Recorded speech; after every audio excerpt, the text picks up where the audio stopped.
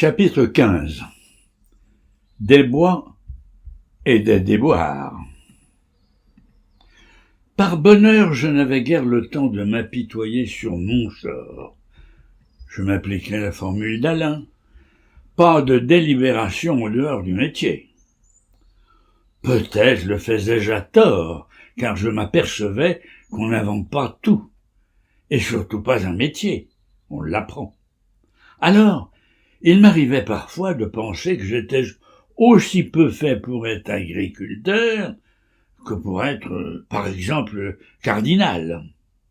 Et dans des domaines qui me semblaient simples et où je m'attendais à des réussites telles que les plantations d'arbres, les déconvenus succédaient aux déconvenus. Les résineux avaient assez bien prospéré, à part le fait que je n'avais lu, dans aucun des livres spécifiques sur le sujet, que des terres de culture étaient mal adaptées aux plantations forestières. J'avais en effet constaté une mauvaise reprise et beaucoup de manquants dans les petits sapins plantés sur des terres où l'on avait auparavant cultivé avec succès du lin ou des choux. Allez savoir pourquoi. C'est en fait un problème complexe. À chaque type de terrain doivent correspondre certaines espèces d'arbres, de plantes ou de cultures, chacune ayant des exigences particulières. Apprendre cela m'a coûté cher en argent et en soucis. Un métier s'apprend et ne s'invente pas. Je le découvrais. À part tout ceci, il y avait quelques signes encourageants ainsi dans certaines parcelles de terre abritées de petits arbres plantés à la taille d'une cigarette quelques années auparavant atteignaient maintenant celle d'un homme. J'étais vraiment heureux quand je m'en apercevais, et je souffrais quand un retour inattendu de l'hiver, au début de mai, faisait roussir les bourgeons vert tendre, à peine ouverts, comme si l'on venait de les passer au feu. Pour les résineux, le résultat n'était donc pas trop décevant. Mais pour les peupliers, ce fut une autre histoire. Une histoire de fou. Planter des peupliers dans des prairies humides et le long des berges d'une rivière semblait tout indiquer. Ce que je lisais dans la littérature consacrée à cet arbre militait en ce sens. Une relative facilité de plantation, une vitesse de croissance élevée et un revenu intéressant et rapide. Tout cela était appréciable. Cependant, j'avais connu assez de déconvenus dans mes plantations de pins et de sapins pour m'entourer d'un maximum d'informations auprès de spécialistes qualifiés. L'un de ceux-ci habitait le Poitou, région où existent de superbes peupleraies. Il connaissait les peupliers sur le bout du doigt et me conseilla ainsi. Prenez des peupliers d'une espèce ne donnant pas de coton, car les vaches mangent ce coton. Ils gonflent dans leurs ponces et elles peuvent en mourir. Choisissez un bon fournisseur.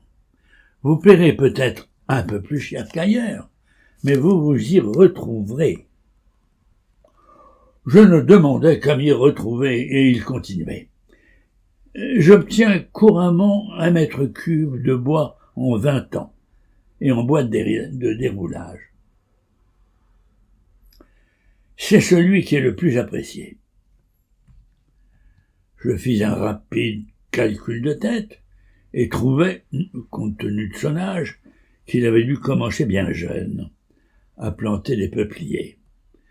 Néanmoins, je n'avais pas de raison particulière de douter de ses paroles, Et en outre, un autre aspect me séduisait.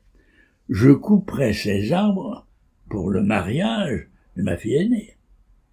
Certes, j'anticipais un peu, car celle-ci avait tout juste 2 ans. Mais je me souvenais du coût astronomique de mon propre mariage, et cette perspective m'apportait la promesse d'une sorte de compensation. Mon conseiller en peuplier continuait. Surtout pas de trous à la bêche. Ils sont inutiles et dispendieux. Faites comme moi. Je commande des arbres, déjà de ce bonne taille, pour gagner du temps. On les expédie par fer avec des racines. Vous prenez le sion raciné. C'est le nom donné au plan qui comprennent une tête, une tige et des racines. Ensuite, vous le coupez en biseaux juste au-dessus de la greffe et vous le plantez à l'aide d'une barre à mine, c'est-à-dire en faisant un trou dans le sol au moyen d'une barre de fer. Cela va très vite et en utilisant un cordeau, on peut obtenir des alignements impeccables. Et les racines, qu'en fait-on? Justement, c'est là l'intérêt de l'opération. On les plante en pépinière et l'année suivante, elles donnent de nouveaux sions de qualité, ce qui vous évite d'en acheter. Oh, mais c'était le bonheur en perspective. J'ai un faible pour tout ce qui est aligné. Je ne supporte pas le désordre. Et planter en alignement, c'est pour moi l'euphorie. Et ce n'était pas tout. Planter les racines en pépinière, cela signifiait une mine de nouvelles plantations. Faire d'une pierre 2 coups, c'était presque l'extase. Et je fis ainsi. Nous étions à la fin de l'hiver. Les peupliers furent commandés. Ils arrivèrent. Ils furent réceptionnés, coupés en biseaux, plantés par Émile à la barre à mine et sans cordeau. Il n'en avait pas besoin. Et il fit des alignements si parfaits que les passants s'arrêtaient pour les admirer. Le printemps arriva, et les peupliers bourgeonnèrent, les premières feuilles apparurent. Et je m'occupais d'autre chose. Un jour, un garde forestier volubile, passant par là, s'arrêta pour un contrôle de routine de la plantation. Je quittai un travail pressé pour bénéficier des avis qu'il ne manquerait pas de me donner. Je pensais inutile de lui décrire par le menu des avis qu'il ne manquerait pas de me donner.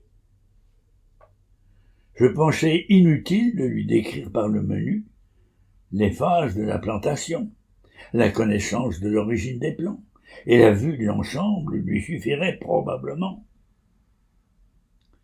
Il me dit « Je vous félicite, vous aurez une belle réussite. Tous vos plans ont repris. Maintenant, je vais vous donner un conseil.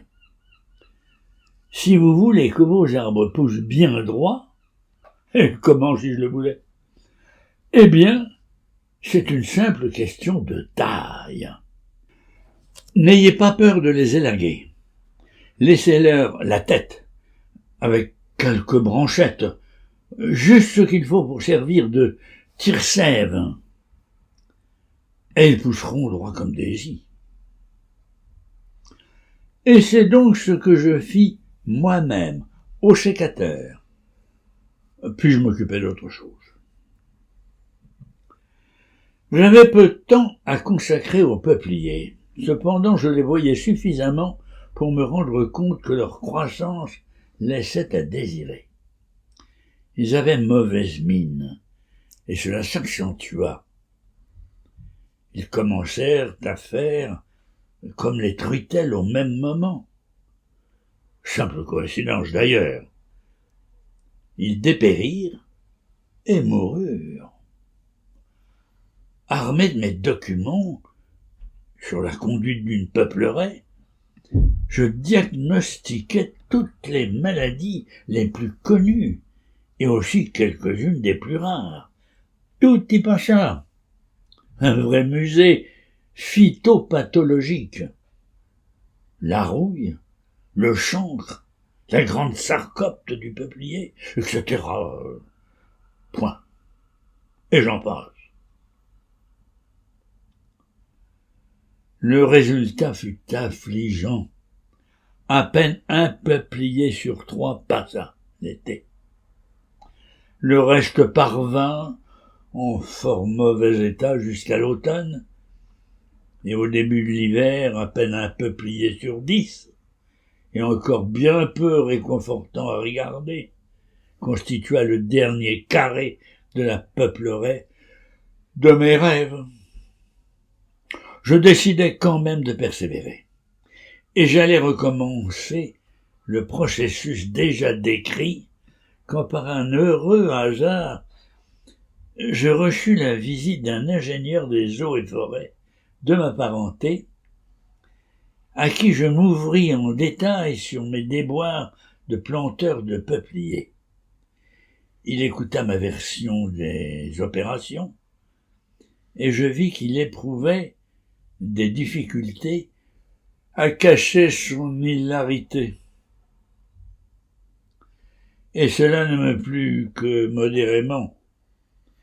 Il me dit « Si j'étais à ta place, je tenterais soit une autre activité que celle de planteur de peupliers, soit une autre méthode. Réfléchissons. Si on coupe à la fois les racines et la tête d'un peuplier, que lui reste-t-il à ton avis pour faire un arbre ? » Point d'interrogation. Si tu coupes les racines et que tu plantes le sion à la baramine, laisse-lui toutes ses branches, il en aura besoin. Et si tu tiens à lui couper la tête, fais un trou et laisse ses racines à ce pauvre arbre déplumé. En aucun cas, ne coupe à la fois les racines et la tête, à moins que tu ne désires garder le tronc pour servir d'allumette. Je l'ai dit, on n'invente pas un métier, on l'apprend.